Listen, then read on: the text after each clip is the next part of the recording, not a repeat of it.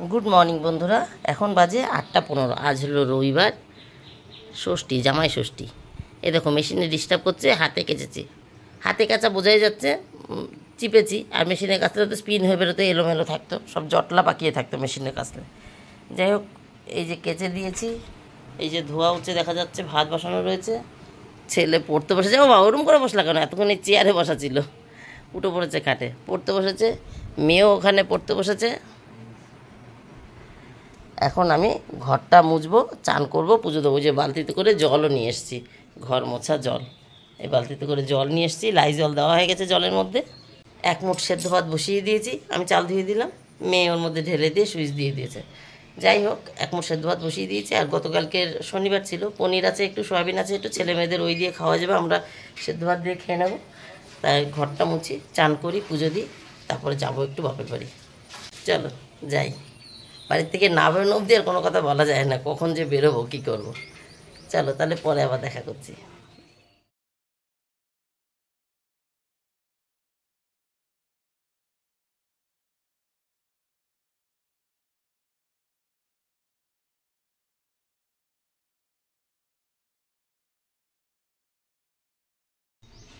নটা 51 বন্ধুরা পুজো হয়ে গেছে গাছে বেশ সুন্দর ফুল ফুটেছিল পুজো দিয়ে দিয়েছি।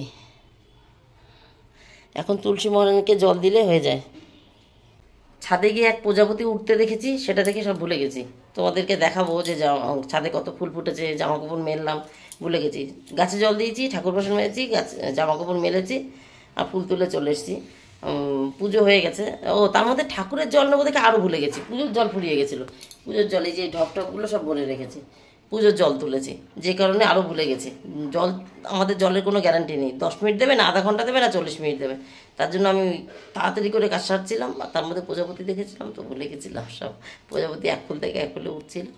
আচ্ছা বন্ধুরা তাহলে এখন এই প্রসাদটা নামিয়ে ছেলেকে চান করিয়ে খেতে দিই। মেয়ে বাথরুমে ঢুকে পড়েছে মেয়ে চান করছে আমার পুজো হতে এই তুলসী তলায় জল দিয়ে আস্তে আস্তে মেয়ে বেরিয়ে যাবে ছেলেকে চান করবো তারপর খাওয়া দাবো বেরোবো। তাহলে আবার পরে দেখা করছি।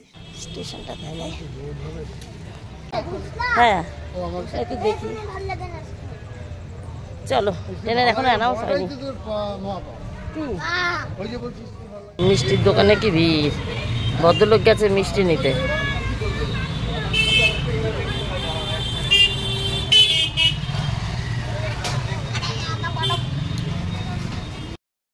প্রচুর গরম প্রচুর গরম।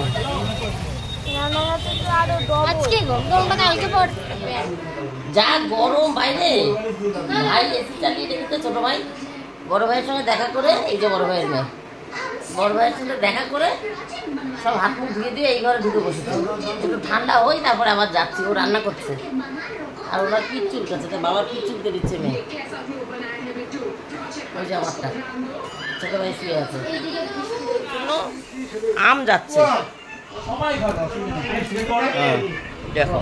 আর উনি এমনি তো আম ভক্ত এমনিতে আম ভক্ত আম পেয়েছে থালা বলে বাবা বাবা লাইট জ্বালিয়ে দিয়েছে এসি চলছিল তো ঠান্ডা করে অন্ধকার বসেছিল দেখি আমি একটা নিয়ে ওই পাশে চলে যাই তুমি না তোমারটা নাও তুমি মুখে নিচ্ছিল নাও আর থালাটা এদিকে বাড়াও আমি একটা হাতে করে নিয়ে যাই। এই শিখা নে তুই এক টুকরো নে বৃষ্টি নে এক টুকরো ও বৃষ্টি নাও তুমি একটা নাও নে শিখা তুমি খাও ওরা নেবে না নেবে তুমি খাও। তুই এটা নে দরজা দে সব খায় হিংসা করে আমি বেশি খাই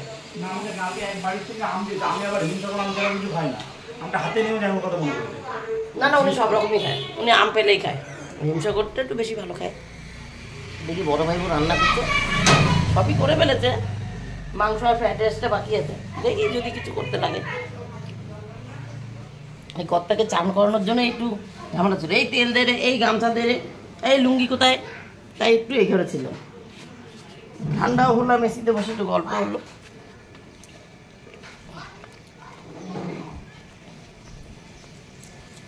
কাকিদের বাড়ি যাবো একটু পরে যাবো কাকিদের বাড়ি যাবো একটু পরে যাবো।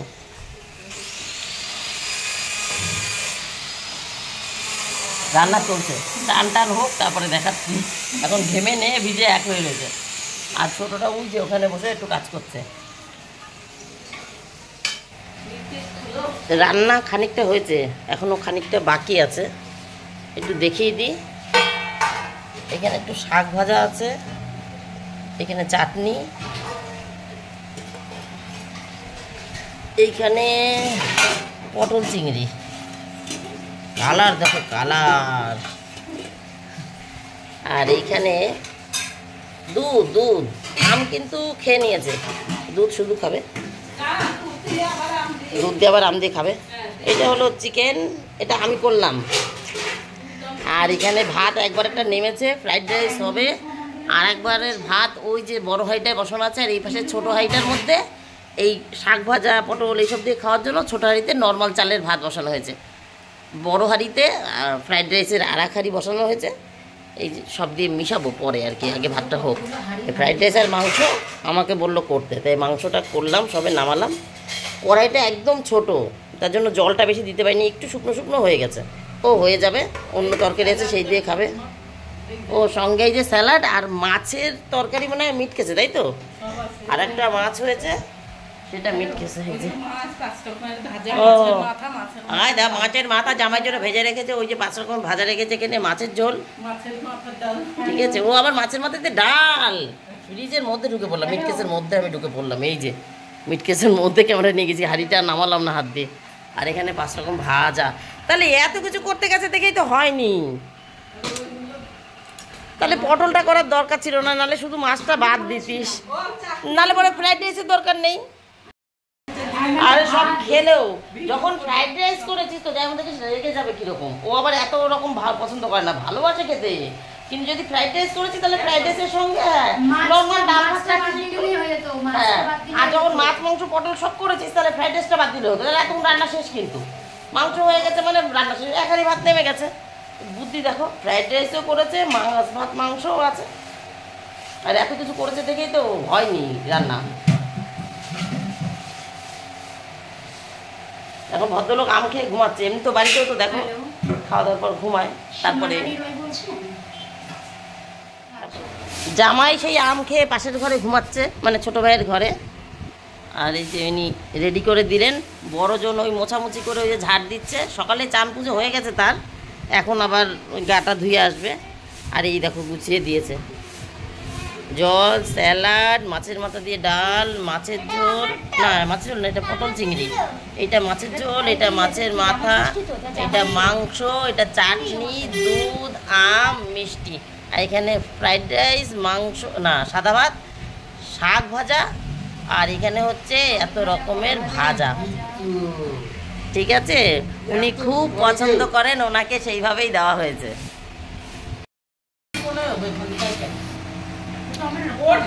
ছেলে পেলে জামাই সবার হয়ে গেছে, আমরা বড়রা, বড়রা মানে আমরা 2 ভাই, আমি 2 ভাই বউ, বড়রা এরা।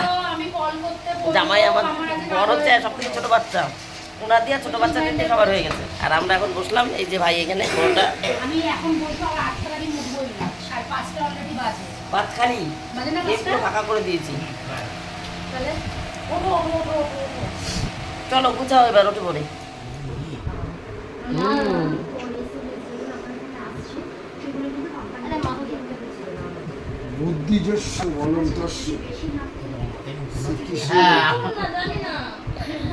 বড় ভাই নিচে শুয়ে আছে, আর পথটা 1 ঘুম দিয়ে উঠলো, বাড়ি যাবে থেকে রেডি হচ্ছিল। তা ভাই এবার বললো আমরা 8টার দিকে ট্রেন ধরবো, আর উনি 7:45। তা বলছে এইটুকু সময় আগে পিছিয়ে গিয়ে লাভ কি, একসঙ্গেই যাই। তা এখন এই ঘরটায় ছোটো ভাইয়ের একটু এসি আছে তো, এই ঘরটায় একটুখানি সব বসে গল্প গুজব হচ্ছে খাওয়া দাওয়ার পর। শুধু বড় ভাই বউ ওই ঘরে বসে রয়েছে, ওর রান্নাঘরে একটু ডিস্টার্ব আছে, মানে নিচে অনেকটা ফাঁকা, বিড়াল ঢুকে যেতে পারে, তার জন্য ওখানে আর কিছু করার নেই। যতক্ষণ খাবার দাবারগুলো গুছিয়ে কিছু আবার গরম করা হয়েছে খাওয়া দাওয়ার পর, সেগুলো বাইরে রয়েছে তো, তাই ওই ঘরে বারান্দায় শুয়ে আছে। কর্তার মেয়ে যাচ্ছে, আমরা এইমাত্র নামলাম ওই পাশ দিয়ে, ওই ব্রিজ পার হয়ে ওই পাশ দিয়ে নামলাম, আর ওরা আবার শখ করে আবার উঠেছে। ছেলে দেখতে ভালো লাগছে কিন্তু উঠবে না, ভয় পাচ্ছে। ওই দেখো আবার নামছে, ওই যে আসছে।